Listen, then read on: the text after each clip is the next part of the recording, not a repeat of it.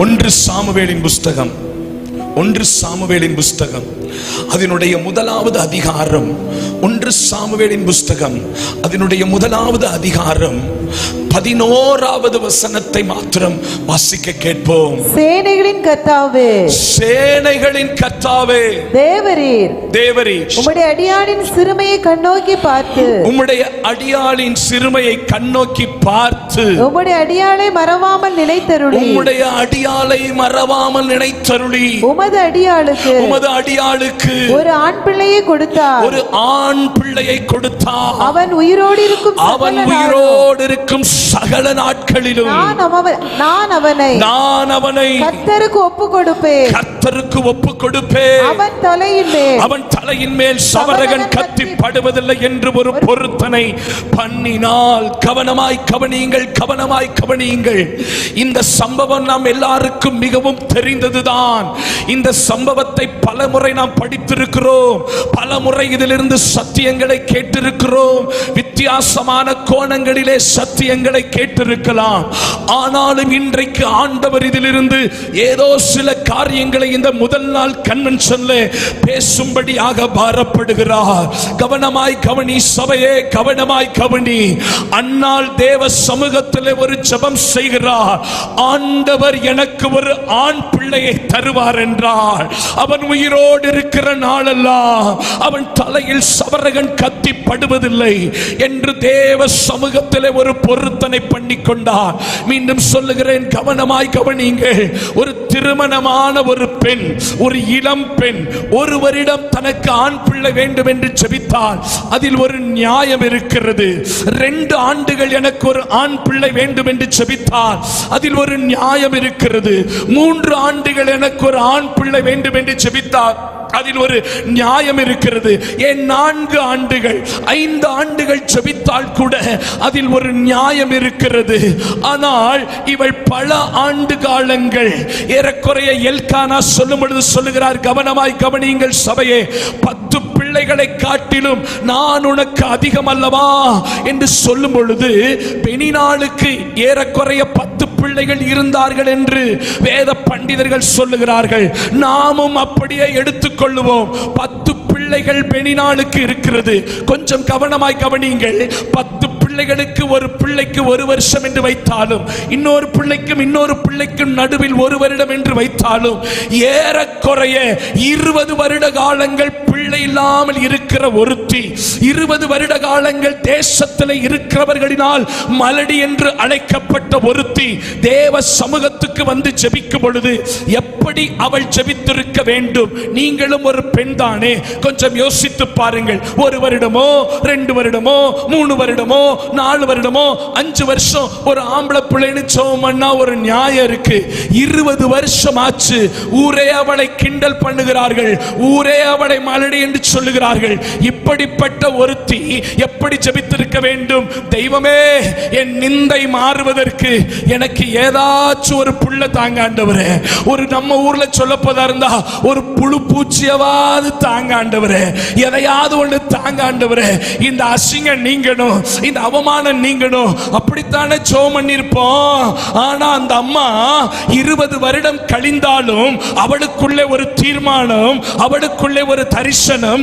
எத்தனை வருடங்கள் கழிந்தாலும் பரவாயில்லை, எனக்கு ஒரு பிள்ளை என்று பிறந்தால் அது ஆண் பிள்ளைதான் வேண்டும் என்பதிலே அவள் உறுதியுள்ளவளாய் இருந்தால், அவள் ஜெபத்தில் உறுதியுள்ளவளாய் இருந்தால். இன்றைக்கு முதல் நாள் என் கன்வென்ஷனுடைய செய்தியின் தலைப்பு என்னவென்றால், சபையே நீ உன் தரிசனத்தில், நீ உன் ஜெபத்தில் உறுதியாய் நில் என்கிற தலைப்பின் அடிப்படையிலே நான் பிரசங்கம் பண்ணுகிறேன். எல்லாரும் 2 கைகளை உயர்த்தி ஒரு இடி முழக்க அல்லேலூயா, இன்னும் நல்ல சத்தமா அல்லேலூயா. தேவ ஜனமே, உனக்கென்று இருக்கிற தரிசனத்திலே நீ உறுதியாய் நில். சபை செய்கிற ஒரு தவறு என்னவென்றால், தேவ ஜனங்கள் செய்கிற ஒரு தவறு என்னவென்றால், ஏதோ ஒன்றுக்காக தேவ சமூகத்தில் ஜெபிக்கிறோம், ஏதோ ஒன்றுக்காக அபேட்சிக்கிறோம், ஏதோ ஒன்றுக்காக விரும்புகிறோம்.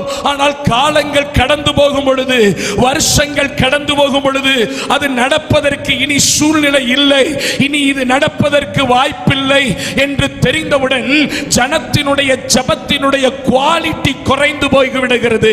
அது கிடைச்சிருமே என்று போராடி ஜெபித்துக் கொண்டிருந்த நீ பல வருடங்கள் ஆனதும் அது கிடைக்கலனா பரவாயில்ல, இதையாவது தாங்க, இது கிடைக்கலனா பரவாயில்ல, இதையாவது தாங்க, இது இல்லைனாலும் கேவலம் இதையாவது தாங்க என்று ஜனத்தினுடைய ஜெபத்தின் குவாலிட்டியானது குறைந்து போய்விட்டது.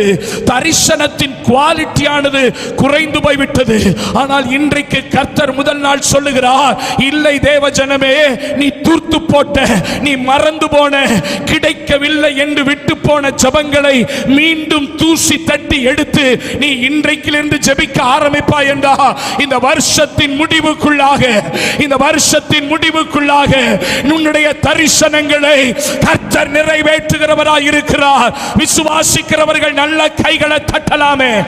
முன் வரிசையில் இருக்கிற பிள்ளைங்க, சின்ன பிள்ளைங்க, வாலிப பிள்ளைங்க, கைகளை தட்டி வாய்களை திறந்து ஒரு நிமிஷம் டங்ஸ்ல பேசி, ஒரு நிமிஷம் டங்ஸ்ல பேசி, ஓ ஜீசஸ், இத கொஞ்சம் ரெண்டு அடி பாஸ்டர், thank you ஜீசஸ், நல்ல நல்ல நல்ல முழு பலத்தோடு, முழு பலத்தோடு, முழு பலத்தோடு, முழு பலத்தோடு, விடாதீங்க விடாதீங்க விடாதீங்க, thank you thank you thank you. நல்ல கை தட்டலாம், நல்ல கை தட்டலாம், வாய் திறக்கலாம். விழுந்து போன தரிசனங்கள், விழுந்து போன ஜெபங்கள், தூர்த்து போட்ட ஆறுகள், தூர்த்து போட்ட துறவுகள் மீண்டும் தோண்டி எடுக்கப்படுகிறது.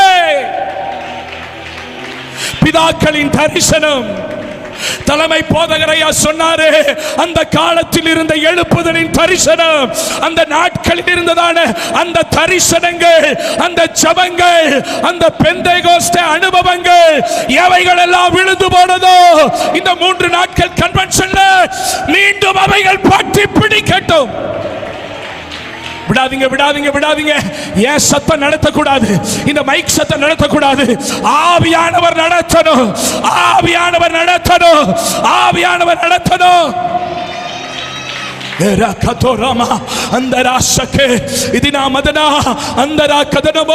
விட்டுட்டியா ஜபத்தை, விட்டுட்டியா தரிசனத்தை, விட்டுட்டீங்களா பாஸ்டர்?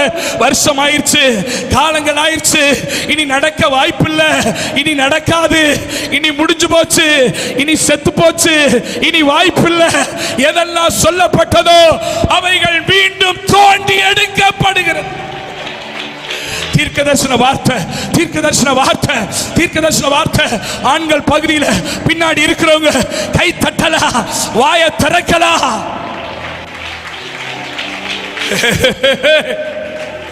ஷேகபாபா அத்தராமா மாமா அதினாமா சே பிலா கபரோ அத்ரகதனமா அதினா சத்தரமாரியா.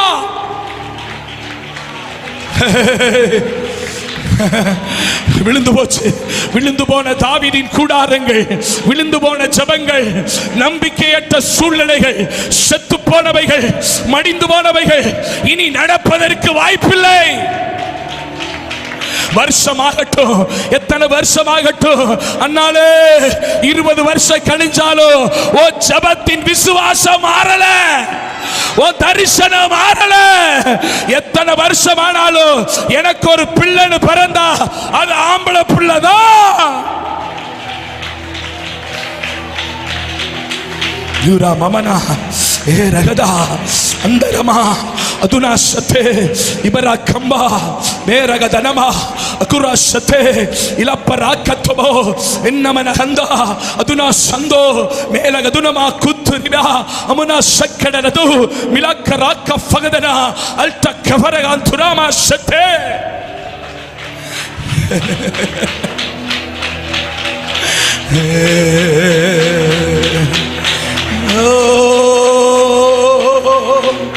தளர்ந்து போன கைகளை திடப்படுத்து, தள்ளாடுகிற முழங்கால்களை திடப்படுத்துங்கள். பலனற்று போன இடுப்புகள், பலனற்று போன குழம்புகள், பலனற்று போன முழங்கால்கள், பலனற்று போன முதுகுகள் மீண்டும் பலனடைகிறது.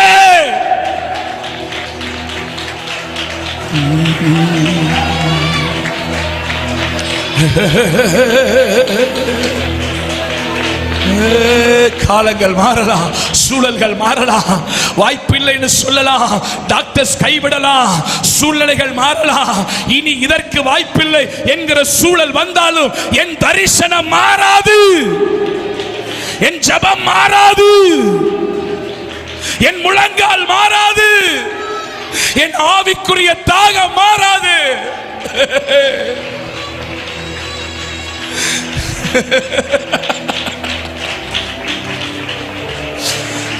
ஷதரே மாமா மாமா மாமா மாமா ஏ மாமா மரா கதரலமா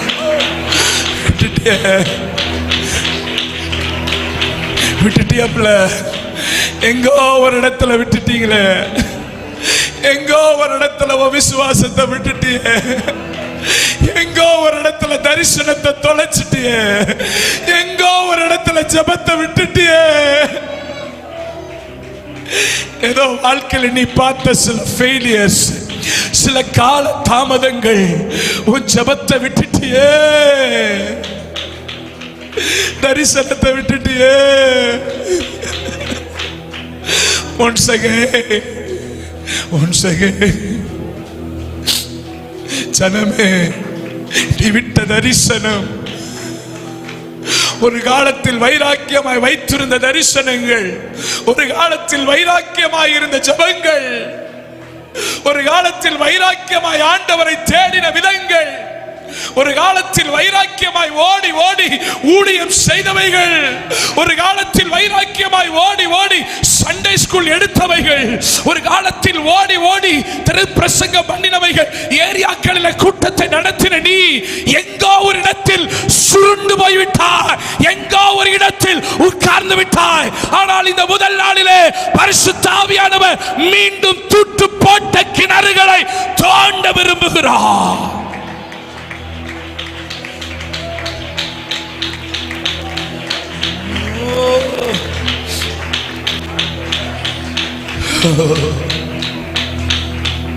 சபையே, உன் தரிசனத்தில் உறுதியாய் நில்.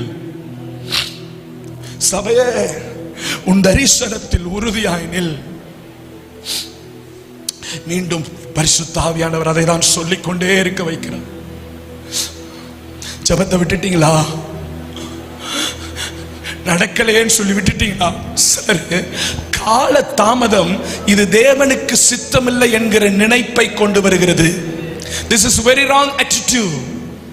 கால தாமதங்கள் தேவனுடைய சித்தம் இல்லை என்பதின் அர்த்தம் அல்ல.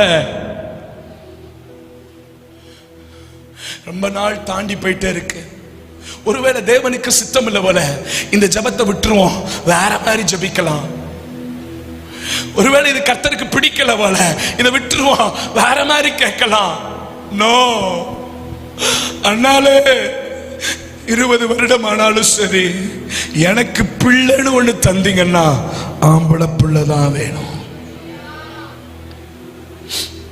சபையே, உன் தரிசனத்தில் உறுதியாய் நில். இந்த முதல் நாள் கூட்டத்திலே சபையே, உன் தரிசனத்தில் உறுதியாய் நில் என்று பேசுகிறேன். இந்த தரிசனத்தில் நீங்கள் உறுதியாய் நிற்கும் பொழுது உங்கள் தரிசனத்தை டைவர்ட் பண்ணுகிற, டீவியேட் பண்ணுகிற, உங்கள் தரிசனத்தில் இருந்து உங்களை வழிவிலக போக பண்ணுகிற 3 முக்கியமான ஆவிகளை குறித்து நான் இன்றைக்கு பிரசங்கிக்கிறேன். ஒன் பை ஒன்னா 3 முக்கியமான ஆவிகளை குறித்து உங்கள் தரிசனத்தில் நீங்கள் பயணிக்கும் பொழுது, உங்களுக்கென்று ஒரு தரிசனத்தை வைத்து இதை அடைய வேண்டும், இதை அடைந்தாக வேண்டும் என்று நீங்கள் பயணிக்கும் பொழுது அதை கெடுத்து போட நினைக்கிற, அதை வஞ்சிக்க நினைக்கிற 3 முக்கியமான காரியங்களை குறித்து இந்த நாளிலே நான் பிரசங்கிக்கிறேன். சபையை கவனமாய் கவனியுங்கள். அதே சம்பவத்தில் இருந்து தான் பேசுகிறேன், அதே அதிகாரத்தில் இருந்து தான் பேசுகிறேன். வேற எங்கேயும் நான் அங்கேயும் எங்கேயும் டிராவல் பண்ணவில்லை. அதே 1 சாமுவேல் முதல் அதிகாரத்துக்குள்ளே இருந்தே உங்கள் தரிசனத்தை கெடுத்து போடும் 3 முக்கியமான ஆவிகள் என்னென்ன என்பதை பிரசங்கிக்கிறேன். முதலாவதாக வாசிக்கலாம். அதே முதலாவது அதிகாரத்தின் 6வது வசனத்தை வாசிக்கலாம். 6வது வசனம். கர்த்தர் அவள் கற்பத்தை அடைத்தபடியினால், கர்த்தர் அவள் கற்பத்தை அடைத்தபடியினால், அவளுடைய சக்களத்தி அவள் துக்கப்படும்படியாக அவளை மிகவும் விசனப்படுத்துவாள். கவனமாய் கவனியுங்கள், கவனமாய் கவனியுங்கள், கவனமாய் கவனியுங்கள். இந்த சம்பவம் நமக்கு மிகவும் தெரிந்த விஷயம்தான். ஒரு கணவர், 2 மனைவி, 10 பிள்ளைகள். ஒரு கணவர், கணவருடைய பெயர் எல்கானா. 2 மனைவி, ஒரு மனைவியினுடைய பெயர் பெனினாள், இன்னொரு மனைவியினுடைய பெயர் அண்ணா. அந்த பெனினாளுக்கோ 10 பிள்ளைகள். ஆக ஒரு கணவர், 2 மனைவி, 10 பிள்ளைகள் இஸ் ஈக்குவல் டு 13 பேர் ஒரே வீட்டில் இருக்கிறார்கள். கொஞ்சம் யோசித்து பாருங்கள். ஒரே வீட்டில் 13 பேர் இருக்கிறார்கள். ஒரே கிச்சன், 2 மனைவி, ஒரு புருஷன், 10 பிள்ளை. 10மே ஒருத்திக்கு இருக்கு, ஒருத்திக்கு ஒரு பிள்ளை கூட இல்ல. இந்த பிள்ளையே இல்லாத அண்ணால் 10 பிள்ளை பெத்தவள ஒரு பிள்ளை எடுத்து கொஞ்சலாமே, ஆசையா கொஞ்சலாமே, அந்த பிள்ளைகிட்ட விளையாடலாமே அப்படின்னு போனா இந்த பெனினாள் அவளை பார்த்து சொல்ற, ஏய் தொடாதடி மாலடி, என்ன பாவம் செஞ்சியோ, என் பிள்ளைய போய் தொடுற? ஆண்டவரே உன் கற்பத்தை அடைச்சு வச்சிருக்கிறாரு. சாபம் பிடிச்சவ நீ, சாபம் பிடிச்சவ உங்க அப்பா அம்மா, சாபம் பிடிச்சவங்க. எதுக்கு நீ என் பிள்ளைய தொடுற? என் பிள்ளைய தொடுறதுக்கு உனக்கு என்ன அருகதை இருக்கு? நான் ஆசீர்வதிக்கப்பட்டவ, நீ சபிக்கப்பட்டவ, நீ மலடி, நான் பிள்ளை தாட்சி, தொடாதடி என் பிள்ளைய அப்படின்னு தினம் தினம் தினம் தினம் தினம் தினம் அவளை விசனப்படுத்தினாள் என்று வேதம் சொல்லுகிறது. நம்பர் ஒன், விசனப்படுத்தும் வெளிநாட்களின் நடுவில் உன் தரிசனத்தில் உறுதியாய் நில். எத்தனை பேருக்கு சத்தியம் புரியுது? புரிஞ்சவங்க கையை உயர்த்தி ஒரு ஆமேன்னு சொல்லலாமே. நான் திரும்ப இந்த ஸ்டேட்மெண்ட் சொல்றேன். விசனப்படுத்தும் வெளிநாட்களின் நடுவில் உன் தரிசனத்தில் உறுதியாய் நில். நான் சொன்ன உடனே ஒரு ஆமென் சொல்றீங்களா? நான் சொன்ன உடனே சொல்றீங்களா? விசனப்படுத்தும் வெளிநாட்களின் நடுவில் உங்கள் தரிசனத்தில் நீங்கள் உறுதியாய் நில்லுங்கள். உங்க வாழ்க்கையிலையும் நீங்க ஒரு தரிசனத்துல பயணிக்கும் போது தினம் தினம் உங்களை விசனப்படுத்துகிற, உங்களை அவமானப்படுத்துற, உங்களை நிந்தப்படுத்துற, உங்களை கேவலப்படுத்துற, உங்களை அசிங்கப்படுத்துகிற ஒரு கூட்டம் உங்க கூட பயணிச்சுக்கிட்டே இருக்கும். கவனிக்கிறீங்களா? தினம் தினம் உங்களை ஏதாவது ஒரு விதத்துல டீஸ் பண்ற. அது ரொம்ப தூரத்தில் இருக்க மாட்டாங்க, உங்க குடும்பத்துல, உங்க கூட பிறந்தவங்க. அம்மா கவனிங்க, உங்க கூட உள்ளவங்க, உங்க வீட்டார், உங்களை சுத்தி இருக்கிறவங்க ஏதாவது ஒரு விதத்துல உங்களை நிந்தப்படுத்துறது, உங்களை அவமானப்படுத்துறது, உங்களை வெட்கப்படுத்துறது. ஒண்ணு தெரியுமா? நம்ம கூட இருக்காங்கல்ல, அவங்களுக்கெல்லாம் சில சமயத்துல இப்படி சில பேருக்கு ஒரு நினைப்பு உண்டு. நம்ம கூட உள்ளவங்க, நம்ம கூட பிறந்தவங்க, அவங்க எல்லாம் எப்படி தெரியுமா நினைப்பாங்க? நல்லா இரு, ஆனா என் அளவுக்கு நல்லா இருக்க கூடாது. அப்படி சிலருக்கு நினைப்பு இருக்கும். நல்லா இரு, ஆனா என் அளவுக்கு. வீடு கட்டுறாளாமா, வீடு கட்டு, ஆனா நான் கட்டி இருக்கிற அளவுக்கு கட்டிடக்கூடாது. புள்ளைய படிக்க வைக்கிறாளாமா, படிக்க வை, ஆனா என் புள்ள படிச்சிருக்கிற அளவுக்கு படிச்சிடக்கூடாது. என் புள்ள படிச்சிருக்கிற காலேஜ்ல படிச்சிருக்க கூடாது. கார் வாங்குறாளாமா, கார் வாங்கிக்கோ, ஆனா நான் வாங்கியிருக்கிற அதே கம்பெனி கார் வாங்கிடக்கூடாது. எப்பயும் என்னை விட கொஞ்சம் கீழே தான் இருக்கணும் அப்படிங்கிறது சில மனிதர்களுடைய எண்ணம்.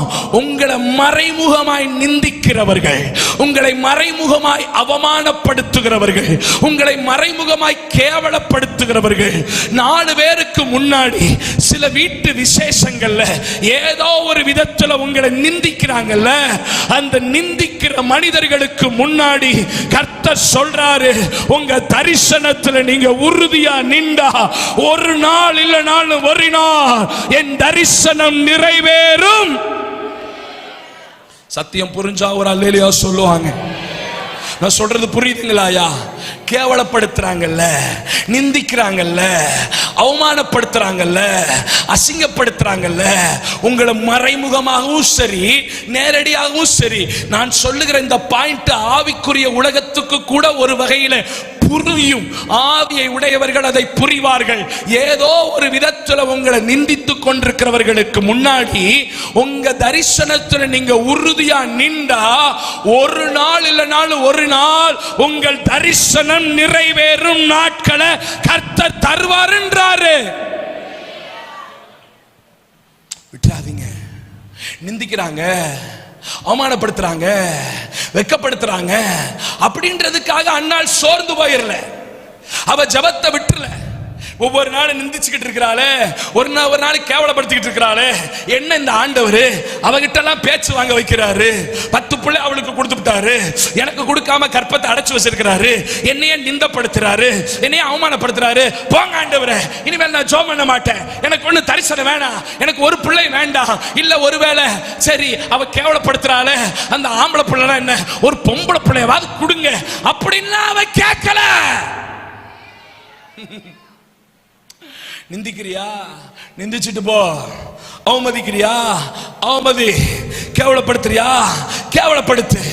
எனக்கு ஒரு தரிசனம் இருக்கு. அது மற்றவங்களுக்கு என் தரிசனத்தை பார்க்கும்போது கேவலமா தான் தெரியும், வாய்ப்பு இல்லாத மாதிரி தான் தெரியும், அவமானமா தான் தெரியும். ஆனா ஒரு நாள் கர்த்தர் என் தரிசனத்தை நிறைவேற்றுவார். புரிஞ்சவங்க கையை உயர்த்தி இன்னொரு அல்லேலூயா சொல்லுங்க. ஒரு சின்ன உதாரணம் சொல்றேனே, என் வாழ்க்கையில இருந்து சொல்றேனே. நான் படிக்கும்போது 10ஆம் கிளாஸ் 10th படிக்கும்போது 10th 24 மார்க் வாங்கி ஃபெயில் கணக்கு பரீட்சையில. பாருங்களேன், அங்க பாருங்க அந்த அக்கா பாக்குது பாரு, அப்படிப்பட்டவனாடா நீ அப்படிங்கிற மாதிரி வெறும் 24 மார்க் வாங்கி கணக்குல ஃபெயில். மொத்தம் 5 பேப்பர் உண்டு, Tamil, English, maths, science, social science. இதுல கணக்குல 28 மார்க் வாங்கி ஃபெயில். ஒருவேளை நினைப்பீங்க மற்றதுலாம் 80, 90, 100 வாங்கியிருப்பாரு, எல்லாத்துலயும் 35, 36 தான். அதுல எனக்கு தெரியும் நம்ம 32, 33 தான் வாங்கியிருப்போம். வாத்தியார் எங்கிட்ட போட்டு நம்ம 35 போட்டு பாஸ் பண்ணிட்டாரு. கணக்குல போட முடியல, 28 மார்க் வாங்கி ஃபெயில். நல்லா கவனிங்க. அப்ப அந்த 10th படிக்கும்போது அந்த கணக்கு சுத்தமா வராது. நம்மளெல்லாம் பின்னாடி பெஞ்சில் அப்படி உட்கார வச்சிருப்பாங்க. அந்த பெஞ்சுக்கு பேரே மாப்பிள பெஞ்சுன்பாங்க. அதுல தான் உட்கார்ந்துருப்போம். இந்த பெரிய ஆளுக, மீச வச்ச பயலுக, தாடி வச்ச பயலுகளாம், படிக்காத பயலுக, ஸ்போர்ட்ஸ்ல இருக்கால அங்க உட்கார்ந்துருப்பான். ஆனா முன்னாடி இருக்கிற பாரு நல்லா படிக்கிற பழங்களா உட்கார்ந்துருப்பாங்க. அதுல என்ன செய்வார்னா, அந்த கணக்கு வாத்தியார் வந்த உடனேயுமே என்னை கூப்பிடுவார். இங்க வா, இங்க வா, மைக்கேல் இங்க வா, இந்த கணக்க போடு அப்படின்பார். என்னை அவமானப்படுத்துறாராமா, என்னை வெட்கப்படுத்துறாராமா. எனக்கு தான் தெரியாதுல்ல, இருந்தாலும் என்னை கூப்பிடுறது வேணும்னே. நம்ம அங்க போய் தப்பு தப்பா போடுவோமா, உடனே நம்மள முழங்கால் போடுறா அப்படின்பாரு. பொம்பளை பிள்ளைய படிக்கிற ஸ்கூல் வேற, முழங்கால் போடுறான்னு பாரு, அவமானப்படுத்துறாராமா. சரின்னு நம்மளும் முழங்கால் போடுவோம். அப்புறம் முன்னாடி வரிசையில முன்னாடி இந்த படிச்ச பையனா இருப்பாங்கல்ல, அதுல ஒரு பையன், அவன் பேரு கதிர்வேல்னு பேர். அவன் பேரு கதிர்வேல், இத்தனோண்டா இருப்பான், கத்திரிக்காய்க்கு கைங்கால் முளைச்சவன், சின்ன பையன். அவனை கூப்பிட்டு நீ போய் போடுறான் பாரு. அவன் கட கட கட கடன் போட்டு நல்ல ரிசல்ட் கொடுத்துருவான், ப்ராப்ளத்தை சால்வ் பண்ணிடுவான். உடனே இவர் சொல்லுவார், இந்த கணக்கு வாத்தியாரு அவனை 2 கொட்டு கொட்டுறான் பாரு, என்னை அவமானப்படுத்துறதுக்கு. அவனுக்கு அவன் ஒரு ஸ்டூல போட்டு இப்படி ஏறி நின்று என் மேல எக்கி நங்குன்னு கொட்டுவான். நான் இப்படியே வாங்கிட்டு, இதெல்லாம் ஆண்டவரே பேர் மைக்கேல் ராஜ்னு தேவதூதன் பேரை வச்சுக்கிட்டு கதிர்வேலு கிட்ட போய் கொட்டு வாங்க வச்சிருக்கிறீங்க ஆண்டவரே. நிந்த, அவமானம், வெக்கம், அசிங்கம் அப்படி இருக்கும். அப்ப நல்ல கவனிங்க, இப்படியே ரொம்ப நாளா போய்கிட்டு இருந்துச்சு. இப்ப என்னை கவனிங்க, ஃபேன் கொண்டு வர அரிய காட்சியை பார்த்ததே இல்லை பாருங்க, ஆன்னு பாக்குறத என்னைய பாருங்க. அப்ப இப்படியே நடந்துகிட்டு இருந்துச்சு. போன டிசம்பர் அன்னைக்கு, போன டிசம்பர்ல கிறிஸ்மஸுக்கு சரி நம்ம குடும்பத்துக்கு மனைவி பிள்ளைகளுக்கெல்லாம் ட்ரெஸ் வாங்கலாமேன்னு சொல்லிட்டு எங்க ஊர்ல சென்னை சில்க்ஸ்னு ஒரு கடை இருக்கு, அந்த ஊர்ல போய் வாங்கலாமேன்னு நான் என் கார் எடுத்துட்டு என் மனைவி பிள்ளைகள் எல்லாம் கூட்டிக்கிட்டு டிரைவரையும் கூட்டிக்கிட்டு போறேன். நேரா போய் பார்க்கிங்ல போய் நிறுத்திட்டு அந்த கிரவுண்ட் ஃப்ளோர்ல வந்து கிட்ஸ் செக்ஷன் எங்க இருக்குன்னு கேட்டேன். அவங்க சொன்னாங்க 3வது ஃப்ளோர்ல இருக்குன்னு. சரின்னு 3வது ஃப்ளோர்ல லிஃப்ட்ல போலான்னு நான் என் மனைவி பிள்ளைகள் நிக்கிறோம். அங்க லிஃப்ட் சர்ன்னு கீழே இறங்கி வருது. அந்த லிஃப்ட் ஆபரேட் பண்ணுவாங்கல்ல, அது யாருன்னு பார்த்தா கதிர்வேலு. அது யாரு? கதிர்வேலு என்ன பார்க்க, நான் கதிர்வேலை பார்க்க. கதிர்வேலு என்னை பார்த்து, மைக்கேலு, நானு கதிர்வேலு, என்னடா ஆச்சு? அது ஏன்டா கேக்குற? என்னடா கணக்குல 100 மார்க் வாங்கினா 10வது படிக்கும் போது? ஆமாண்டா, என்ன பண்றது, வாழ்க்கையில எல்லாம் போயிருச்சு, ஒரு வேலையும் கிடைக்கல, ஒன்னும் கிடைக்கல. இப்ப 12,000 ரூபாய் சம்பளத்துக்கு லிப்ட் ஆபரேட் பண்ற வேலை பார்த்துக்கிட்டு இருக்கிறேன். நீ என்னடா பண்ற? நான் பாஸ்டரா இருக்கேன். அவனை பார்த்து கேட்கிறேன், கல்யாணம் ஆயிடுச்சாடா? அவனுக்கு 46 வயசு, எனக்கு 46 வயசு. கல்யாணம் ஆயிடுச்சாடா? எங்கடா 12,000 வச்சுட்டு எப்படா கல்யாணம் பண்றது? சத்தியம் புரிஞ்சவங்க கைகளை உயர்த்தி ஒரு அல்லேலூயா சொல்லுங்க பாப்போம். ஐயா, தேவ பிள்ளையே, நிந்தைகளின் நடுவில், அவமானங்களின் நடுவில் உன் தரிசனமும் உன் ஜெபமும் கர்த்தரை தேடுகிற விதமும் சரியா இருந்தா ஒரு நாள் வரும் பொழுது கர்த்தர் உன் தலைய நிந்தித்தவர்களின் நடுவில் உயர்த்துகிறவரா இருக்கிறாரு. நல்ல கை தட்டலாம் பாஸ்டர் ஐயா, நல்ல கை தட்டலாம், நல்ல வாய் திறக்கலாம், ஒரு 60 செகண்ட் கர்த்தரை துதிக்கலாம். சத்தம் வர்ற மாதிரி கை தட்டலாம், காத்து வர்ற மாதிரி சத்தம் வர்ற மாதிரி உங்க கைத்தட்டு சத்தம் உங்களுக்கு கேட்கணும். ஆமே. நிந்திக்கும் வெடிநாட்கள், அவமானப்படுத்தும் வெடிநாட்கள், கேவலப்படுத்தும் வெடிநாட்கள், அசிங்கப்படுத்தும் வெடிநாட்கள், அவர்கள் நடுவிலே உன் தரிசனத்தில் உறுதியாய் நில். யாரோடோ ஆண்டவர் பேசுறார். டி மேஜர் குடும்பமா, யாரோடோ ஆண்டவர் பேசிட்டு இருக்கிறாரு, யாரோடோ ஆண்டவர் பேசிட்டு இருக்கிறாரு. உன்னை ரொம்ப நிந்திக்கிறாங்க, ரொம்ப அசிங்கப்படுத்துறாங்க, ஒவ்வொரு நாளும் கஷ்டப்படுத்துறாங்க, உன் கூட பிறந்தவங்களே நிந்திக்கிறாங்க. இன்னைக்கு அப்பா சொல்றாரு, விட்டுறாத பிள்ளை, விட்டுறாத பிள்ளை. இந்த நிந்தையின் நடுவிலையும் உன் தரிசனத்துல நில்லு, இந்த நிந்தையின் நடுவிலையும் உன் ஜெபத்துல நில்லு, இந்த நிந்தையின் நடுவிலையும் அப்பாவை விட்டுறாத. ஒரு நாள் வரும் பிள்ளை.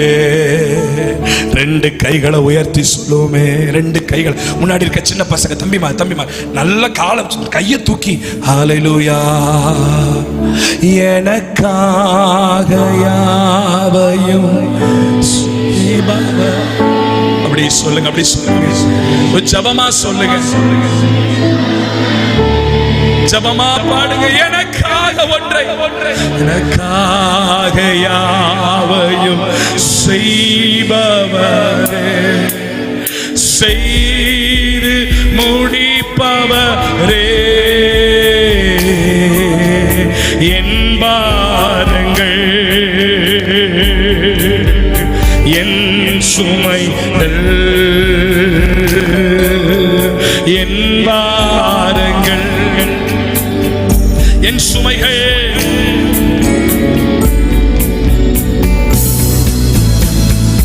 பாதத்தில் இறக்கி வைத்தே, உம் பாதத்தில் இறக்கி. 2 கைகளை உயர்த்தே, ஏசையா,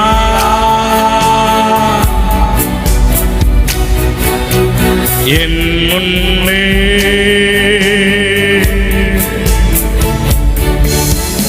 ஏசையா,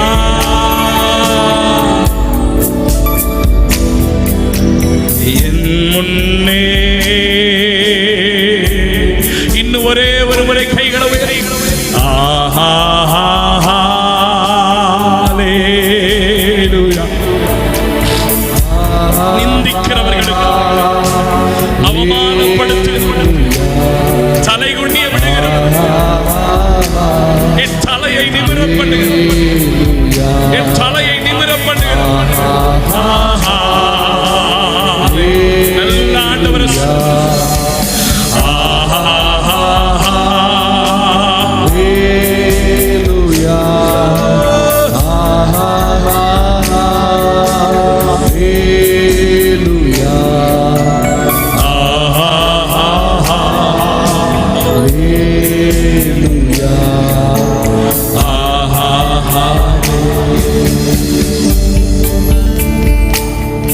நிந்திக்கிற வெளிநாட்களுக்கு முன்பு உன் தரிசனத்தில் உறுதியாய் நில்.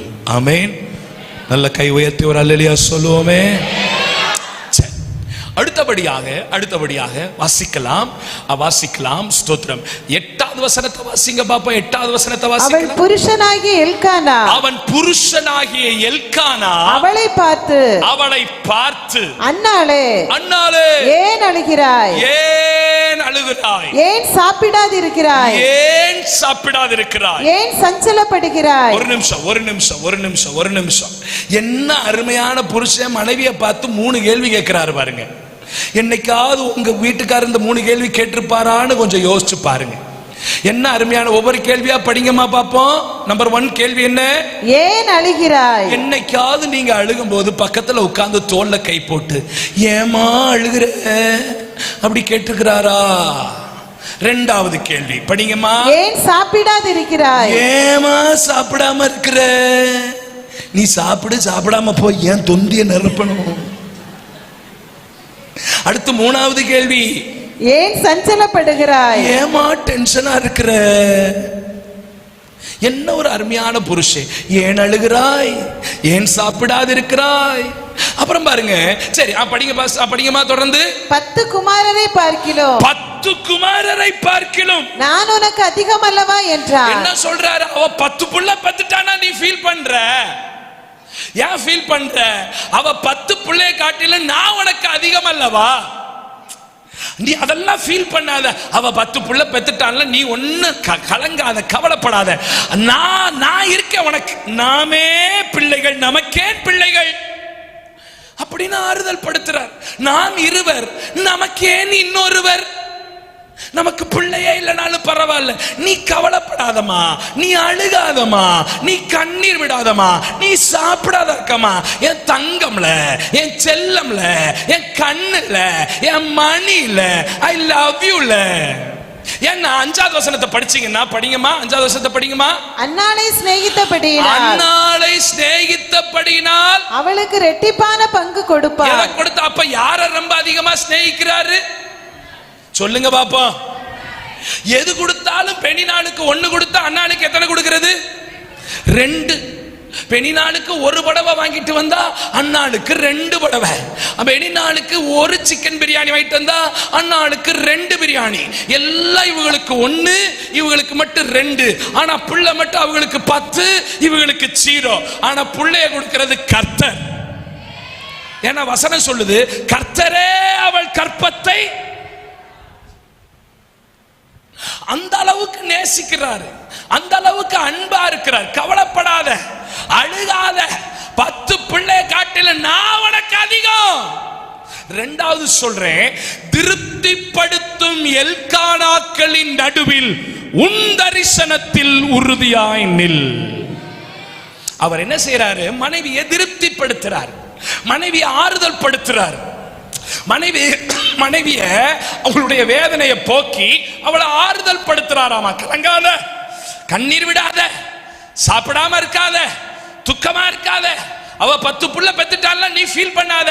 நான் ஒண்ணு அவளை நேசிக்கல, ஒன்னதான் நேசிக்கிறேன். அவ 10 பிள்ளை காட்டிலும் நான் தான் உனக்கு அதிகம். அப்படியெல்லாம் ஆறுதல் வார்த்தைகளை சொல்லி, திருப்திகரமான வார்த்தைகளை சொல்லி அந்த அம்மாவை ஆறுதல் படுத்துறார். ஒரு சாதாரண பெண்ணா இருந்தா என்ன பண்ணிருப்பா? ஆமல்ல, சூப்பர்ல, இப்படி ஒரு புருஷன் கிடைக்க என்ன தவம் செய்தேனோ தெரியலையே. அவளை விட என்னதான் நேசிக்கிறாரு. எது கொடுத்தாலும் எனக்கு டபுள் டபுளா தராரு, என்கிட்ட உட்கார்றாரு, என் கண்ணீரை துடைக்கிறாரு, என்ன பார்த்து சொல்றாரு ஏமா அழுகிறேன்னு கேட்கிறாரு, ஏண்டா சாப்பிடாம இருக்கேன்னு கேட்கிறாரு. அவளெல்லாம் ஒன்னும் கேட்கறது இல்ல, என்னதான் கேட்கிறாரு, என்ன ஆறுதல் படுத்துறாரு, என்ன ரொம்ப நேசிக்கிறாரு. போதும் என் வாரும் என் நேசரே, மனவரையில் சந்தோஷமா இருப்போம், உன் நேசத்தில் மகிழ்ந்திருப்போம். எனக்கு ஒண்ணு புள்ள இல்லைனாலும் பரவாயில்ல, உங்க அன்பே போதும். இந்த மாதிரி அன்பு கிடைக்க நான் கொடுத்து வச்சிருக்கேன். நோ, நேசிக்கிறியா? நேசி. திருப்திப்படுத்துறியா? திருப்திப்படுத்து. ஆறுதல் படுத்துறியா? ஆறுதல் படுத்து. என்ன வேணாலும் பண்ணு, நான் வாங்கிக்கிறேன். as a wife நான் வாங்கிக்கிறேன். But I have a vision. எனக்கு ஒரு தரிசனம் இருக்கு. நீ திருப்திப்படுத்துறன்றதுக்காக, நீ ஆறுதல் படுத்துறன்றதுக்காக என் தரிசனத்தை நான் விட்டுற மாட்டேன். எனக்கு ஒரு ஆம்பளை பிள்ளைய தந்தே ஆகணும். அல்லேலூயா சொல்லுங்க பாப்போம். சத்தம் அல்லேலூயா சொல்லுங்க பாப்போம். எல்லாம் கையை உயர்த்தி ஒரு அல்லேலூயா சொல்லுங்க பாப்போம். இந்த சத்தியம் உங்களுக்கு புரியுதா? உங்க வாழ்க்கையில இப்படி திருப்திப்படுத்துகிற எல்கானாக்கள் வருவாங்க. நீங்க ஜெபம் பண்ணும்போது உங்க தரிசனத்துல இருக்கும் போதே அவங்க சொல்லுவாங்க, இப்ப ஏன் இவ்வளவு தூரத்துக்கு போராடிக்கிட்டு இருக்கிற? அதான் இம்புட்டு கொடுத்திருக்கிறார் ஆண்டவர், இதுக்கு முதல்ல நன்றி சொல்லு, இதுக்கு முதல்ல தேங்க்ஸ் பண்ணு. இது கூட இல்லாம எத்தனையோ பேர் இருக்கிறாங்க, அவங்க பாரு எவ்வளவு கஷ்டப்படுறாங்க, எவ்வளவு வேதனைப்படுறாங்க, அது கூட இல்லாம இருக்கா. உனக்கு இம்புட்டு கொடுத்திருக்கிறார் ஆண்டவர், அப்புறம் என்ன இன்னும் வேணும், அது வேணும், அது வேணும், அது வேணும் கேட்டுக்கிட்டு இருக்கிற சும்மாங்கட அப்படின்னு சொல்லுவாங்க. அவங்களுக்கு உங்க தரிசனத்தின் மேன்மை புரியாது. இன்னொரு உதாரணம் கூட சொல்றேனே. இப்ப எங்க சர்ச்சில் கர்த்தர் கிருபையா ஒரு 90 அடி நீளம், ஒரு 40 அடி அகலத்துக்கு ஒரு நல்ல சபை கொடுத்திருக்கிறார் திண்டுக்கல்ல. ஆமா, 22 அடி உயரம், முன்னாடி ஒரு 20க்கு 40 ஒரு பால்கனி, இப்படி ஒரு நல்ல சபை அமைப்பை கொடுத்திருக்கிறாரு. அது நிறைய ஆத்துமாக்களை கொடுத்திருக்கிறார். ஆனா எங்களுக்குள்ள ஒரு பெரிய விஷன் இருக்கு. எப்படி ஆகி திண்டுக்கல் சென்னை மெயின் பைபாஸ்ல ஒரு 5 ஏக்கர் இடம் வாங்கி ஒரு 5000 பேர் உட்கார்ற மாதிரி ஒரு பெரிய ஒரு ஷெட் ஒன்னு போடணும் அப்படின்னு ஒரு தரிசனம் இருக்கு. இத சொல்லி ஜெபம் பண்ணா என்ன சொல்லுவாங்க மத்தவங்க, எதுக்கு இந்த மைக்கேல் பாஸ்டருக்கு இது ஓவரா தெரியல, ஆண்டவர் எவ்வளவு சூப்பரான சபை கொடுத்திருக்கிறார், 90 அடி நீளம், 40 அடி அகலம், அது நிறைய வர்றாங்க, அப்புறம் இவ்வளவு தூரம் இருக்கும்போது அது கூட இல்லாம எத்தனையோ பேர் இருக்காங்க, எத்தனையோ பேர் கஷ்டப்படுறாங்க, இவர் ரொம்ப ஓவர் அப்படின்னா சொல்லுவாங்க.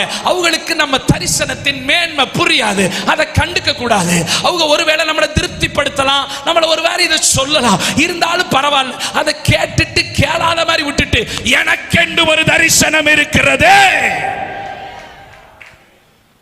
என் தரிசனம் நிறைவேறும் வரைக்கும் திருப்திப்படுத்துறவங்க.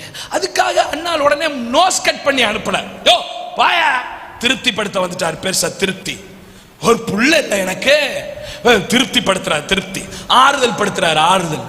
ஒண்ணு வேணாம் பாயா, எல்லாம் 2 கொடுத்துட்டா மட்டும் போதுமா, புள்ள இல்லையே அப்படிலாம் நோஸ் கட் பண்ணி அனுப்பல.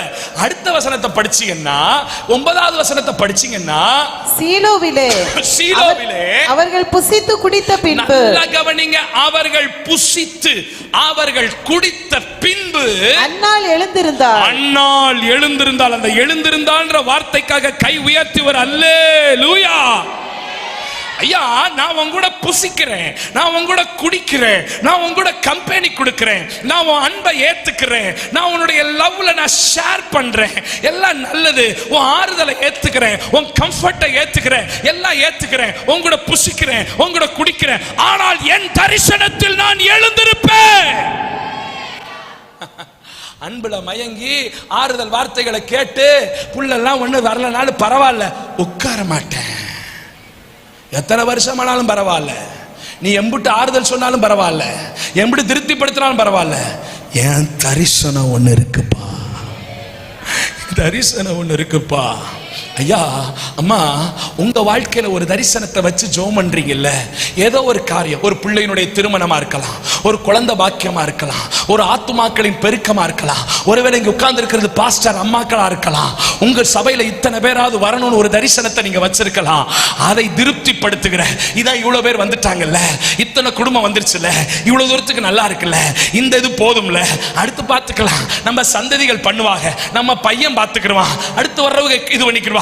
நினைக்காதீங்க, நினைக்காதீங்க, நினைக்காதீங்க. உங்க தரிசனத்துல உறுதியா நில்லுங்க. எத்தனை திருப்திப்படுத்துகிற காரியங்கள் வந்தாலும், எத்தனை ஆறுதல் படுத்துகிற காரியங்கள் வந்தாலும், என் தரிசனத்தில் நான் உறுதியாய் நிற்பேன். விடமாட்டேன், விடமாட்டேன், விடமாட்டேன், விடமாட்டேன், விடமாட்டேன். டி மைனர் விடமாட்டேன், விடமாட்டேன், விடமாட்டேன். போராடுவேன், போராடுவேன். திருப்திகள் வரலாம், அவமானங்கள் வரலாம், என் தரிசனத்தில் தொடர்ந்து பயணிப்பேன்.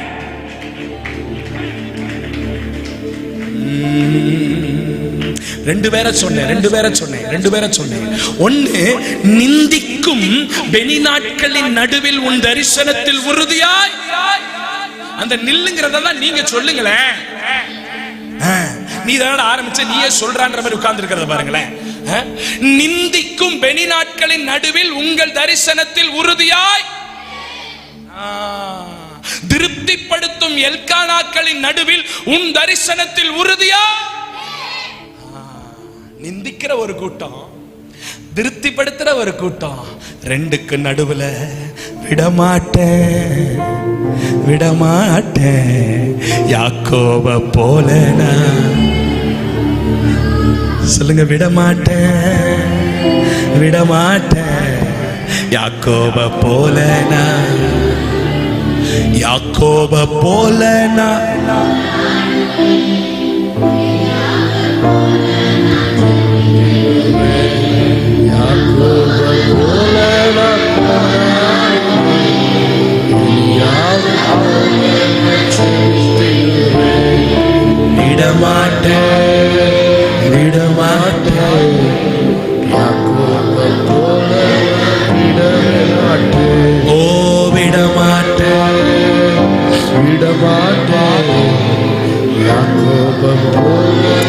கொஞ்சம் டெம்போ போட்டு பாடலாமா?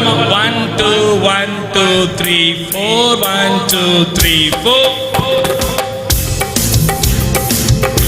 இல்ல கை தட்டுவோமே.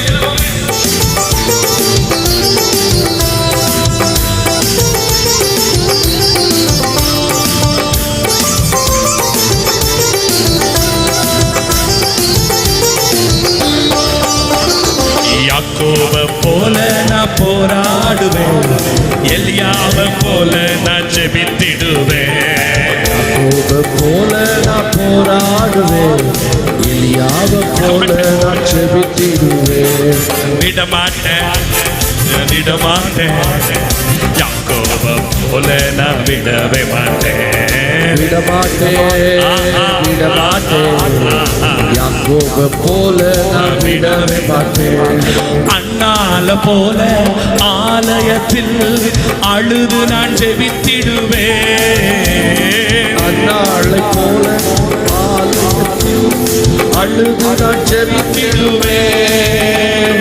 என் துக்கம் சந்தோஷமா மாறும் வர ஜெபித்திடுவேன்.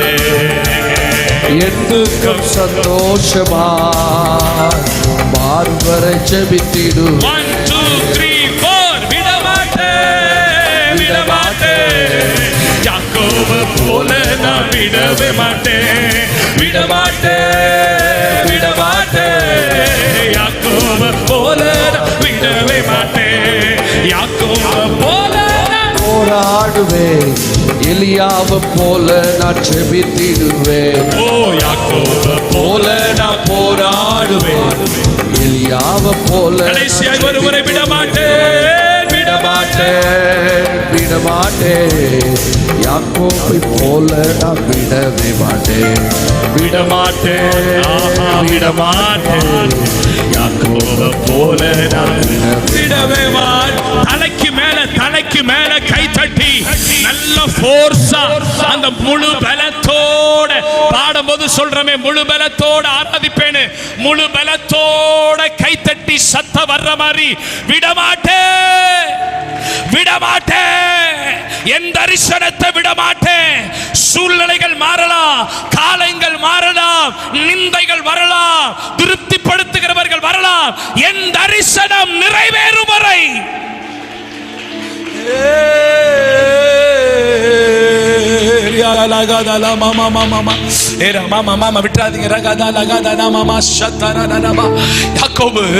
யாப்போக்கின் நதிக்கரைகளிலே ஒரு ராத்திரி முழுவதும் போராடுகிறான், ஒரு ராத்திரி முழுவதும் ஜெபிக்கிறான், ஒரு ராத்திரி முழுவதும் போராடுகிறான். வசனம் சொல்லுகிறது, காலையிலே சூரியன் உதயமான பொழுது அந்த தூதன் சொல்லுகிறான், ஒரு புருஷன் அவன் சொல்லுகிறான், நீ தேவனோடும் நீ மனுஷரோடும் போராடி மேற்கொண்டாயே. அவனுடைய ஜெபம் ஒண்ணுதான், அந்த ராத்திரி ஃபுல்லா அவனுடைய ஜெபம் ஒண்ணுதான். என்ன ஜெபம் தெரியுமா? நீர் என்னை ஆசீர்வதித்தால் ஒழிய, நீர் என்னை ஆசீர்வதித்தால் ஒழிய நான் உம்மை போக விட்டேன். தரிசனத்தில் உறுதியுள்ளவன், தன் தரிசனத்தில் உறுதியுள்ளவன், தன் இலக்கில் உறுதியுள்ளவன், நடக்கும், பெறுவேன், கிடைக்கும் அப்படின்னு வைராக்கிய வாஞ்சையுள்ளவனுக்கு எந்த நிந்தைகளாலும் சரி, எந்த திருப்தி திருப்திகள்னாலும் சரி, ஒரு நாள் அவன் தரிசனத்தில் அவன் பெறுகிறவனாயிருப்பான். 2 காரியங்களை சொன்னேன். நல்ல கவனி தேவ பிள்ளையே, நல்ல கவனி தேவ பிள்ளையே. நிந்திக்கிறவங்க, அவமதிக்கிறவங்க, வெக்கப்படுத்துறவங்க, 2வது திருப்திப்படுத்துறவங்க. தாமஸ் ஆல்வா எடிசன் ஒரு மனுஷனை குறித்து கேள்விப்பட்டிருப்பீங்க. யுஎஸ் சேர்ந்த ஒருவர். கவனமா கவனிங்க. அவர் ஸ்கூல்ல படிக்கும்போது என்னைய மாதிரிதான் எல்லாத்துலயும் ஃபெயிலு, அறிவே கிடையாது, ஒண்ணுமே மண்டையில ஒண்ணுமே இல்லை, எல்லாத்துலயும் ஃபெயிலு. ஒரு நாள் அவங்க டீச்சர் ஒரு காரியம் செஞ்சாங்க. என்னன்னா, ஒரு கவரிங் லெட்டர் எடுத்து அந்த லெட்டர்ல எழுதினாங்க. அந்த தாமஸ் ஆல்வா எடிசனுடைய அம்மாவுக்கு எழுதினாங்க, மேடம், உங்க பையன் ஸ்கூல் படிக்கிறதுக்கு தகுதி இல்லாதவன், அவனுக்கு மண்டையில மூளையே இல்லை, அறிவில்லை, அவன் ஒரு ஸ்பெஷல் சைல்டு மாதிரி இருக்கிறான். அதாவது என்ன சொல்ல வரேன்னா, மூளை வளர்ச்சி இல்லாத பையன் மாதிரி இருக்கிறான். அவனை கொண்டு போய் ஏதாவது ஒரு ஸ்பெஷல் ஸ்கூல்ல சேருங்க அப்படின்னு எழுதி ஒரு கவரிங் பண்ணி, அந்த லெட்டரை கவரிங் பண்ணி அவன்கிட்ட கொடுத்து, இந்த லெட்டரை கொண்டு போய் உங்க அம்மாட்ட கொடுப்பான்னு சொல்றாங்க. அவன் எடுத்துட்டு வர்றான். தாமஸ் அவங்க மம்மிட்ட கொடுக்குறான். அவங்க அம்மா அதை படிச்சு பார்க்கறா. அதில் எழுதி இருக்கு, எந்த ஒரு தாய்க்காவது தாம் புள்ள லூசு புள்ளன்னு சொன்னா எவ்வளவு வேதனையா இருக்கும். அந்த தாய் அதை படிச்சுட்டு அழுகிறா, கண்ணீர் விடுறா. அவ வடிக்கிற கண்ணீர் அந்த லெட்டர்ல உழுகுது. பக்கத்துல அந்த தாமஸ் கேட்கிறான், அம்மா ஏமா அழுகிறீங்க, அம்மா ஏன் அழுகிறீங்க, அதுல என்னம்மா போட்டிருக்க, அம்மா அழுகிற. அவங்க அம்மா சொல்றா, அவன் தோல்ல அப்படி மெதுவா கை வச்சு, தாமஸ் என்ன போட்டிருக்குன்னா, ஒன்னு அந்த ஸ்கூல்ல படிக்க வைக்கிற அளவுக்கு அவ்வளவு திறமையுள்ள ஆசிரியர்கள் யாருமே இல்லையாமா, உனக்கு அந்த அளவுக்கு ஞானமாமா, உனக்கு அந்த அளவுக்கு அறிவாமா, நீ சூப்பரா படிக்கிறியாமா, உனக்கு அவ்வளவு ஞானம், இவனை படிக்க வைக்கிற அளவுக்கு எங்க ஸ்கூல்ல அப்படி ஆசிரியர்கள் யாருமே இல்லை, இதை விட நல்லா சொல்லி கொடுக்கிற நல்ல ஸ்கூல்ல சேருங்கன்னு போட்டிருக்கிறாங்கப்பா அப்படின்னு சொன்னாங்களாம் அந்த அம்மா.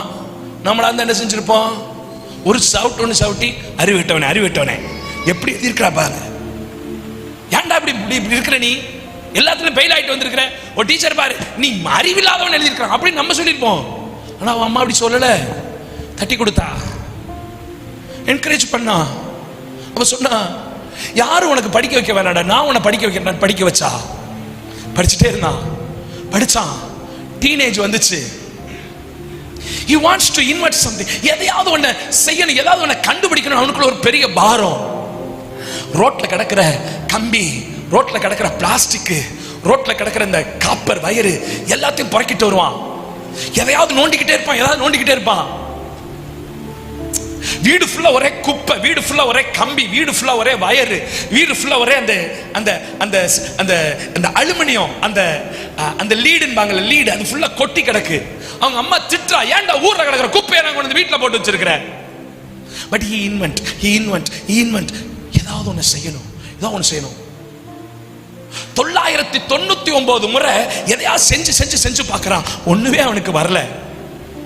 1000வது முறை ஒரு சின்ன கம்பி, முடி அளவுல ஒரு கம்பி எடுத்து அப்படி சுருட்டுனா, அது 2 பக்கத்துல ரெண்டு கொஞ்சம் சன்னமான ஒரு கம்பியை கொடுத்தான். ஒரு நல்ல ஒரு கார்கு மாதிரி ஒரு இது ரெடி பண்ணான். அதை 2ஐயும் கொண்டு போய் அதுல வச்சான். வச்ச உடனேயும் சல்லுன்னு மஞ்சள் கலர்ல ஒண்ணு எரிஞ்சிச்சு. அதுக்கு அவன் வச்ச பேர் தான் LIGHT, லைட். அவன் தான் முதலில் இந்த லைட்டை கண்டுபிடித்தவன். அதற்கு பின்பு அவன் கண்டுபிடித்தவைகள் அநேகம். இயற்கையான வெளிச்சத்தை இந்த உலகத்திற்கு கொடுத்தவர் தேவன். செயற்கையான வெளிச்சத்தை இந்த உலகத்திற்கு முதல் முறையாய் கொண்டு வந்தவன் தாமஸ் ஆல்வா எடிசன். அவன் நிந்திக்கப்பட்டான், அவன் அவமதிக்கப்பட்டான். அவங்க வீட்டுல ஸ்கூல்ல இருக்கிறவங்க அவங்களை நிந்திச்சாங்க, வீட்டுல இருக்கிறவங்க திருப்திப்படுத்தினாங்க. ஸ்கூல்ல இருந்தவங்க பெனினாட்கள், வீட்டுல இருந்தவங்க எல்கானாக்கள், ஆனால் 2 பேருக்கு நடுவில் he was a success person. சிந்திக்கிறாங்களா? திருப்திப்படுத்துறாங்களா? Don't give up your vision. உன் தரிசனத்தை விட்டு விடாதே, ஜெபத்தை விட்டு விடாதே, முழங்கால விட்டு விடாதே, அவமானத்தை விட்டு விடாதே. ஐயா, சென்னை பட்டணத்துல புரசைவாக்கத்துல ஏசியா என்கிற ஒரு மிகப்பெரிய திருச்சபை. சாம் சுந்தரமையா 2007 என்னுடைய திருமணம் அங்கு வைத்துதான் நடந்தது. அவர் கூட உடன் ஊழியராய் இருந்து ஊழியம் செய்ததான ஒரு தேவனுடைய மனுஷனுடைய பெயர், இதே பெயர் தான் தாமஸ். அந்த ஐயா உடன் ஊழியராக சுந்தரமையா கூட ஊழியம் செய்யும் பொழுது ஒரு நாள் வந்து கேட்டாராம், ஐயா, நான் ஆவடி பகுதியில ஒரு கிளை சபை ஒன்றை நடத்தி கொண்டிருக்கிறேன் ஐயா. அந்த ஊழியத்தை நான் தனியாக நடத்துவதற்கு நீங்கள் எனக்கு அனுமதி கொடுக்க வேண்டும். என் தரிசனம், என் வாஞ்சை, இருளாய் கிடக்கிற அந்த ஆவடி எப்படி ஆகிரும் ஒரு வெளிச்சத்தை காண வேண்டும். ஆவடி மாநகரம் இயேசுவை காண வேண்டும் என்கிற ஒரு பெரிய தரிசனத்தோடு பாரத்தோடு என் மனைவியோடு என் சின்ன பிள்ளைகளோடு நான் அந்த இடத்துல கஷ்டப்பட்டு முடிவு செய்கிறேன். என்னை ஜெபித்து ஆசீர்வாதம் பண்ணி என்னை அனுப்புங்கய்யா என்று ஐயாவுக்கு முன்னாடி நின்ற பொழுது ஐயா அவர் தலைமையிலே கை வைத்து ஜெபித்தார். தாமஸ் ஐயா மேலே ஜெபித்து விட்டு தன்னுடைய ரூமுக்குள்ளே போனார்.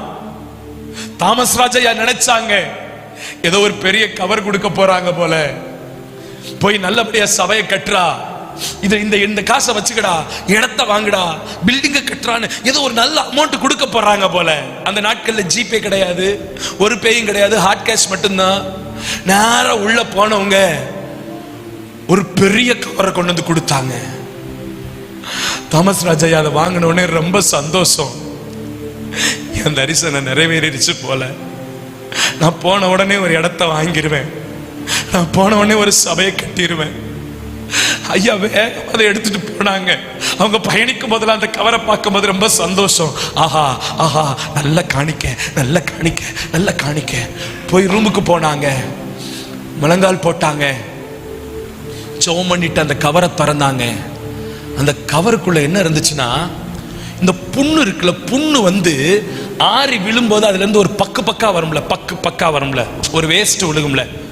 சொல்ற தெரியுதா, புரியுதா, புரியல? புண்ணு வந்து காஞ்சு போனா ஒரு மாதிரி ஒரு பக்கா விழும்ல. உங்களுக்குலாம் புண்ணே வந்தது இல்லையோ? காஞ்சு போனா விழுகும்ல, ஒரு பக்கா வேஸ்ட், அது ஃபுல்லா அதுல இருந்துச்சான். இவருக்கு ஒண்ணுமே புரியல. தாமஸ் ராஜா போன் அடிச்சாராம், ஐயா கவரை மாத்தி கொடுத்துட்டியா, கவரை மாத்தி கொடுத்துட்டியா, காணிக்க இருக்குன்னு பார்த்தா என்னமோ புண்ணா பக்கா இருக்குயா, என்னையா கொடுத்துருக்கிறீங்க? ஐயா சொன்னாரா, தெரிஞ்சுதான்ப்பா நான் கொடுத்தேன். அது ஒவ்வொன்றும் நான் பிரசைவாக்க ஏசிய சபை வளரணும்னு என் முழங்கால நின்று என் முழங்கால் 2 காப்புகள் காய்ச்சி அதுல இருந்து விழுந்த பக்குகளை சேர்த்து வச்சிருந்தேன். அதை எதுக்கு உனக்கு கிஃப்டா கொடுக்கறேன்னா, இத மாதிரியே நீ ஆவடியில முழங்கால் போட்டு ஜெபம் பண்ணினா உன் சந்ததிகள் காணத்தக்கதாக ஒரு மகிமையான ஆலயத்தை கட்டுவாய் என்று அன்றைக்கு ஒரு தீர்க்க தரிசனம் அவர்கள் சொன்னார்களாம். அதன்படியே தாமஸ் ஐயா அந்த ஆவடி மாநகரம் முழுவதிலும் முழங்கால் படியிட்டு ஜெபித்த பொழுது இன்றைக்கு one of the biggest church in Asia, ஆசியாவிலேயே ஒரு மிகப்பெரிய, ஒரே நேரத்தில் லட்சங்கள் உட்கார்ந்து ஆராதிக்கிற ஒரு மகிமையுள்ள ஆலயத்தை கட்டுவதற்கு ஆண்டவர் உதவி செய்திருக்கிறார். தரிசனம் உள்ளவனுக்கு நிந்தைகளும் வரலாம், பாராட்டுகளும் வரலாம், எது வந்தாலும் அவன் தன் தரிசனத்தில் உறுதியாய் நிற்பான். அதை அடைந்தாக வேண்டும் என்கிற ஒரு உறுதி. அண்ணாலே you have a vision. எத்தனை வருடங்கள் கழித்தாலும் எனக்கு ஒரு பிள்ளை ஒன்று பிறந்தா அது ஆண் பிள்ளைதான் பிறக்கணும். அவள் தரிசனம். கடைசியாக ஒன்றை சொல்லி நான் முடிக்கிறேன். கடைசியாக ஒன்றை சொல்லி முடிக்கிறேன். 13வது வசனம் 14வது வசனத்தை படிக்கலாமா? அன்னாள் தன் இருதயத்திலே பேசினாள். அன்னாள் தன் இருதயத்திலே பேசினாள். அவளுடைய உதடுகள் மாத்திரம் அசைந்தது. அவள் உதடுகள் மாத்திரம் அசைந்தது. அவள் சத்தமோ கேட்கப்படவில்லை. அவள் சத்தமோ கேட்கப்படவில்லை. ஆகையால் அவள் வெறித்திருக்கிறாள் என்று ஏலி நினைத்து அவளை நோக்கி நீ எதுவரைக்கும் வெறித்திருப்பாய்? உன் குடியை உன்னை விட்டு விலக்கு என்றார். நல்ல கவனிங்க. 3வது பாயிண்ட் சொல்லி முதல் நாள் கன்வென்ஷனை நிறைவாய் முடிப்பதற்கு கர்த்தர் கிருபை தருவாராக. நல்ல கவனிங்க. இப்ப அவ தேவனுடைய ஆலயத்துக்கு வர்றா. ஆலயத்துல வந்து ஜெபம் பண்றா. ஜெபம் பண்ணும் பொழுது வேதம் சொல்லுகிறது, அவள் உதடுகள் மாத்திரம் அசைந்தது, அவள் வார்த்தைகளோ என்ன செய்யப்படவில்லை. அப்படின்னா எப்படி ஜெபம் பண்ணிருப்பா?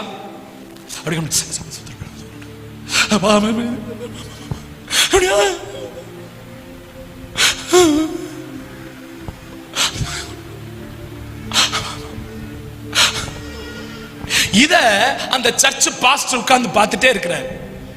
பார்த்தவர் அவளை வந்து எழுப்பி, குடிகாரி குடிகாரி குடிகாரி குடிச்சு போட்டு வந்திருக்கிற, நீ குடிச்சிட்டு வந்து தேவாலயத்துல ஜெபம் பண்ணிக்கிட்டு இருக்கிற, குடிகாரி குடிகாரி எம்பிட்டு நேரம் குடிச்சிட்டு இருப்ப? எந்திரி. போதைய போட்டுட்டு வந்து சர்ச்சுக்குள்ள வரலாமா? போதைய போட்டு வந்திருக்கிற போதகாரி குடிகாரி அப்படின்றாரு. அந்த அம்மா சொல்லுது, ஐயா நான் போதை போட்டு வரலையா, உங்க ஜட்ஜ்மெண்ட் ரொம்ப தப்பியா. என் வீட்டில் இருக்கிற ஒருத்தி என்ன தினந்தினம் நிந்திக்கிறா, என் புருஷங்காரன் என்ன தினந்தினம் ஆறுதல் படுத்துறான். இது நடுவில் எனக்கு ஒரு தரிசனம், எனக்கு ஒரு ஆம்பளை பிள்ளைதான் வேணும்னு நான் ஆலயத்துல வந்து ஜெபம் பண்ணிட்டு இருக்கேன், என்ன பார்த்து குடிகாரின்னு சொல்றீங்களேயா. 3வது, தவறாய் புரிந்து கொள்ளும் ஏளிக்கள். தவறாய் புரிந்து கொள்ளும் ஏளிக்களின் நடுவில் உங்கள் தரிசனத்தில் உறுதியாய் நில்லுங்கள். சில பேரு எப்பயுமே நம்மளை தப்பா புரிஞ்சுக்குவாங்க. நின்னா தப்பு, எழுந்தா தப்பு, உட்கார்ந்தா தப்பு, ஐயோ வண்டியில ஏத்திட்டு போனாலும் தப்பு, எக்கேடா கட்டு போன வண்டியில ஏத்தாம போனாலும் தப்பு. எப்ப பார்த்தாலும் நம்மள குற்றம் கண்டுபிடிக்கிறதுக்கு இப்படியே சுமாட்டு போடல சூம் பண்ணி நம்மளை பாப்பாங்க. எங்கடா மாற்றான், எங்கடா மாட்டுவா, எதுலடா மாட்டலாம், எதுலடா மாட்டலாம், அப்படியே நம்மளை பார்க்கிற ஒரு கூட்டம், தப்பு கண்டுபிடிக்கிற கூட்டம். எல்லாத்துக்கும் ஒரு தப்பு, எல்லாத்துக்கும் ஒரு தப்பு. இதை செஞ்சாலும் தப்பு, அதை செஞ்சாலும் தப்பு, செய்தாலும் தப்பு, செய்யாட்டினாலும் தப்பு, பார்த்தாலும் தப்பு, பார்க்காம போனாலும் தப்பு, சோத்திரம் போட்டாலும் தப்பு, சோத்திரம் போடாம எதுக்கடா நமக்கு வம்புன்னு போனாலும் தப்பு. இப்படி இருக்கிற ஒரு கூட்டத்தின் நடுவிலே உங்கள் தரிசனத்தில் உறுதியாய் நில்லுங்கள். ஒரு நாள் கர்த்தர் உங்கள் தரிசனத்தை நிறைவேற்றுவார். பேசுறவங்க பேசிக்கிட்டே தாங்க இருப்பாங்க. என்னக்கா எந்திரிச்சிட்ட, பசிக்குதா, உட்காருக்கா. நிந்திக்கிறவங்க நிந்திச்சுக்கிட்டே தான் இருப்பாங்க, பேசுறவங்க பேசிக்கிட்டே தான் இருப்பாங்க, அவமானப்படுத்துறவங்க அவமானப்படுத்திக்கிட்டே இருப்பாங்க. அவங்களுக்கு வேற வேலையே கிடையாது. குற்றம் கண்டுபிடிக்கிறவங்க குற்றம் கண்டுபிடிச்சுக்கிட்டே இருப்பாங்க, குற்றம் கண்டுபிடிச்சுக்கிட்டே இருப்பாங்க. ரொம்ப நேரம் பிரசங்கம் பண்ணா இழுத்துட்டாரு அப்படின்னா வேண்டியது. ஐயோ சாப்பாடு சத்தம் கேட்குதுன்னு சீக்கிரமா முடிச்சா இந்த மனுஷன்ட்ட சரக்கே இல்லைன்னு வேண்டியது. அப்படி இல்லை, எதை செஞ்சாலும் ஒரு தப்பு. இந்த கழுத கதை பார்த்திருக்கீங்களா? கழுத கதை, கழுத கதை தெரியுமா? ஒரு அப்பாவும் மகனும் போய் கழுத சந்தையில போய் கழுத வாங்க போனாங்களாமா. கழுத அதை வாங்கி விட்டு 2 பேர் இப்படியே நடத்தி கழுதையை கூட்டு வந்திருக்கிறாங்க. அங்கனக்குள்ள நின்ற ஒருத்தர் சொன்னாரா, பாரு அறிவு இருக்கா அவங்களுக்கு, நல்ல கழுதையை வாங்கி 2 பேர் நடந்து வர்றாங்க, ஏறி வரலாம்ல. அப்பதான் நினைச்சாகலாமா, ஆமல்ல கழுதை வாங்கினதே ஏறி வர்றதுக்கு தானே, ஏறி உட்காருவோம். 2 பேர் ஏறி உட்கார்ந்து கழுதையில அப்படியே வந்தாகலாமா. அவ்வளவு தூரம் போன உடனேயும் அங்க ஒருத்தன் சொன்னானாமா, இங்க பாரு 2 பேரும் இந்த வாயிலா ஜீவன் மேல ஏறி உட்கார்ந்து வர்றாங்க, பாவம்ல அந்த கழுதை அப்படின்னு. அப்பா என்ன செஞ்சாரா, ஐயோ சரி மகன் மட்டும் உட்காரட்டும், நம்ம இறங்கணும், மகனை உட்கார வச்சுட்டு அப்பா அப்படியே நடத்தி வந்தாராமா. அங்கனக்குள்ள போனவனே ஒருத்தன் சொன்னானாமா, படுவாவி பயலுக, வயசான மனுஷனை நடக்க விட்டுட்டு இந்த சின்ன பையன் ஏறி உட்காந்து வர்றான் பாரு, ஐயோ இது என்னடா வம்பா போச்சுன்னு அவன் இறங்கிட்டு அப்பாவை ஏத்தி வச்சானாமா.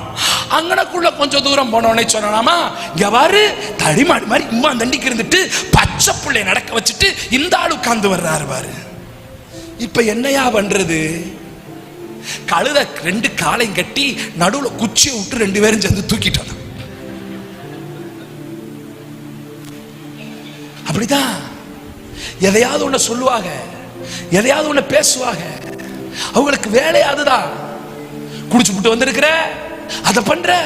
ஆனா எனக்கு தெரியும், நான் மனக்லேசம் உள்ள ஸ்திரீயா, நான் உடைச்சு போய் வந்திருக்கிறேயா. தினம் என்ன மலடின்னு சொல்றாயா. I hear you want to type like a pro. புருஷன்காரன் என்ன ஆறுதல் படுத்த துடிக்கிறாயா. இதுக்கிடையில எனக்கு ஒரு புள்ள வேணும்னு வந்திருக்கிறையா. எனக்கு ஒரு தரிசனம் இருக்குதுயா. என் தரிசனம் நிறைவேறணுயா. என் தரிசனம் நிறைவேறணுயா. என் ஜெபம் கேட்கப்படணுயா. என் புள்ள வாழ்க்கை கட்டப்படணுயா. என் சபையில ஒரு எழுப்புதலை பார்க்கணுயா.